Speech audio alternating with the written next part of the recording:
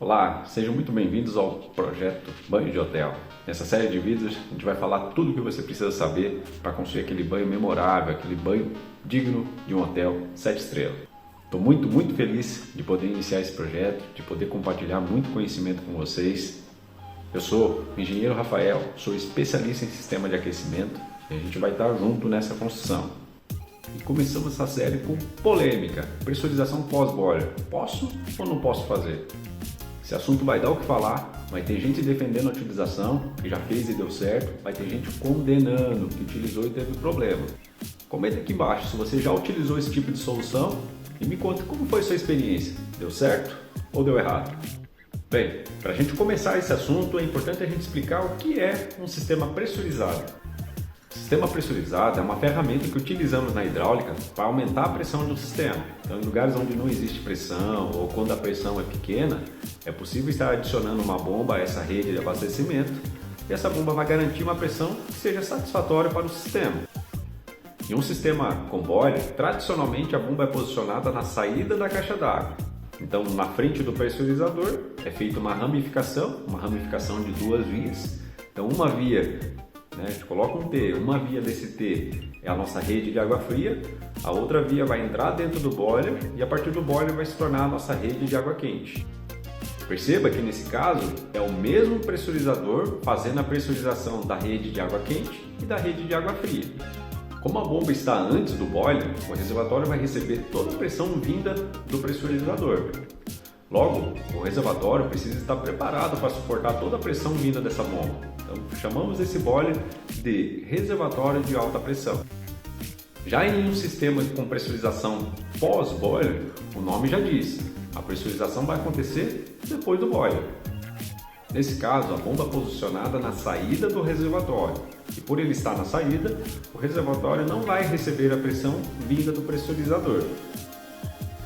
Mas diferente de um sistema tradicional de alta, onde eu tenho uma única bomba fazendo a pressurização das duas redes, água fria e água quente, no caso da pressurização pós-boiler, eu preciso estar adicionando um segundo conjunto de bomba, uma para fazer a pressurização da água fria e outra para fazer a pressurização da água quente. E uma das partes mais importantes na construção de uma casa, e pouca gente se atenta, é na construção do chuveiro. Quem aqui já falou depois de um dia difícil de trabalho, eu só quero chegar em casa e tomar um belo banho e descansar. Para conseguir o tão sonhado banho de hotel, é necessário unir 3 variáveis: pressão, vazão de água e temperatura. Equilibrar essas 3 variáveis é a fórmula mágica para a construção do banho memorável, digno de um hotel 7 estrelas. O contrário também é verdadeiro. Imagine um chuveiro com pouca pressão, que o volume de água é tão pequeno, mas tão pequeno que mais parece um conta-gota do que um chuveiro. E que além de tudo isso, ainda a água que sai dele é gelada. Imagine a frustração que é tomar um banho nesse chuveiro.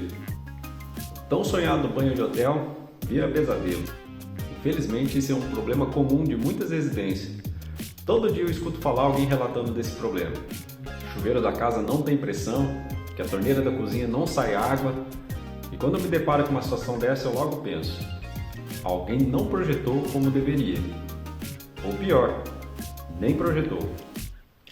É legal entender que a origem desse tipo de problema decorre na maioria das vezes por um erro de projeto.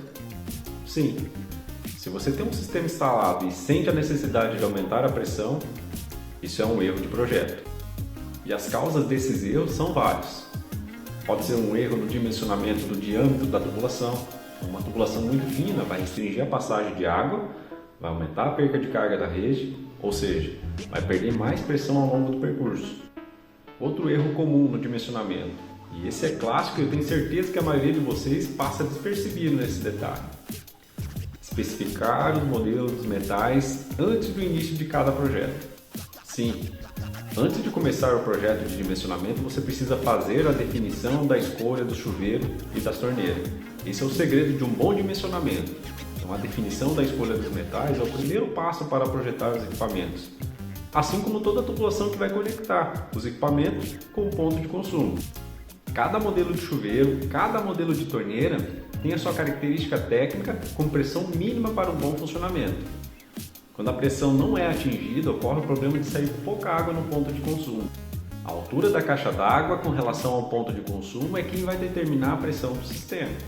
Então, essa pressão precisa ser o suficiente para atender a pressão mínima de funcionamento dos metais. Acontece que, na maioria das vezes, o sistema de aquecimento é projetado e dimensionado para trabalhar em baixa pressão, onde o correto deveria ter sido dimensionado e projetado para trabalhar em alta pressão.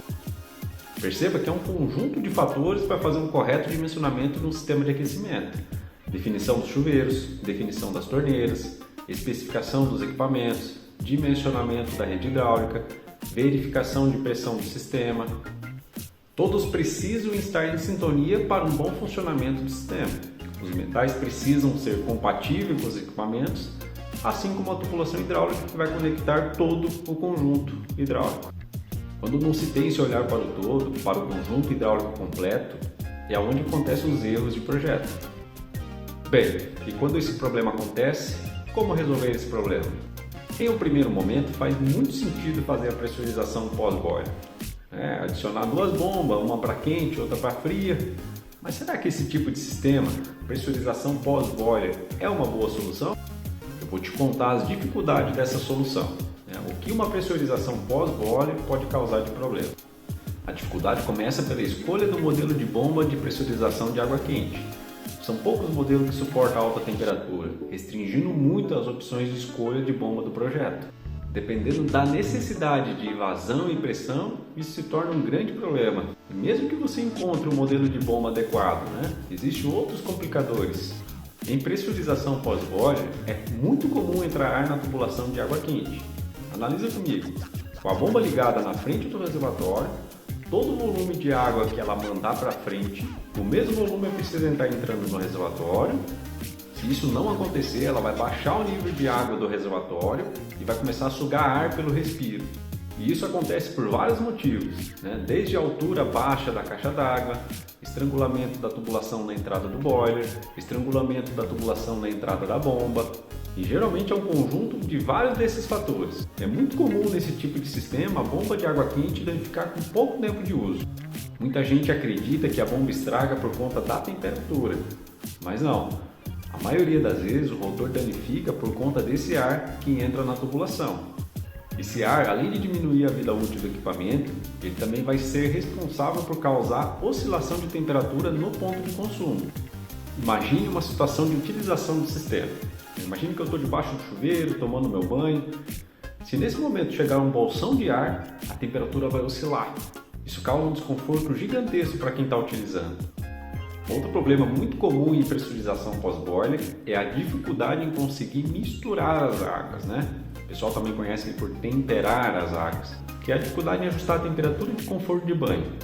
Nesse tipo de sistema é muito comum esse tipo de problema, Ou só vem água quente ou só vem água fria. Esse problema vai acontecer num momento bem específico, quando a vazão no ponto de consumo for pequena e que na proporção de volume entre água quente e água fria seja grande. Muito comum no auge do inverno ou no auge do verão, quando eu preciso na proporção ou de pouca água quente ou de pouca água fria. Nessa condição, eu terei dificuldade em misturar as águas. Exemplo, imagine a utilização de um chuveiro com uma vazão aí de uns 12 litros por minuto, E que é um período de inverno onde a proporção de mistura seja 90% de água quente e 10% de água fria. Então esse volume de 10% muitas vezes não é o suficiente para ligar o pressurizador, ou ele pode ficar ligando e desligando. Se isso acontecer, quem estiver utilizando o equipamento vai sentir oscilação na temperatura. Outro problema grave que pode acontecer com a pressurização pós-boiler é a implosão do reservatório. Sim, se houver pressão negativa, o reservatório pode danificar com muita facilidade. Se o sistema não tiver o respiro adequado, com a bomba ligada ela pode murchar o reservatório. Vocês aqui já fizeram a experiência de encher uma garrafa PET com água, depois virar e tentar esvaziar? O que acontece com a garrafa? Ela murcha. Com o reservatório é a mesma coisa. Então, os reservatórios são feitos e preparados para suportar a pressão positiva. Se o consumo for maior que o abastecimento do reservatório e se o respiro estiver estrangulado, o reservatório vai implodir com muita facilidade. Os riscos de se fazer uma pressurização pós-boiler e dar problema é muito alto.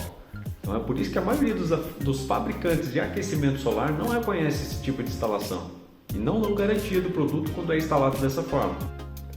Comente aqui embaixo se você conhece alguma fábrica que dá garantia para esse tipo de instalação. Se você quer ter um banho de hotel, eu recomendo que você não faça pressurização pós-boiler, a não ser que seja com trocador de calor. Mas esse já é um assunto para um próximo vídeo. Hoje ficamos por aqui, espero que tenham gostado desse conteúdo. Meu muito obrigado e até a próxima. Tchau!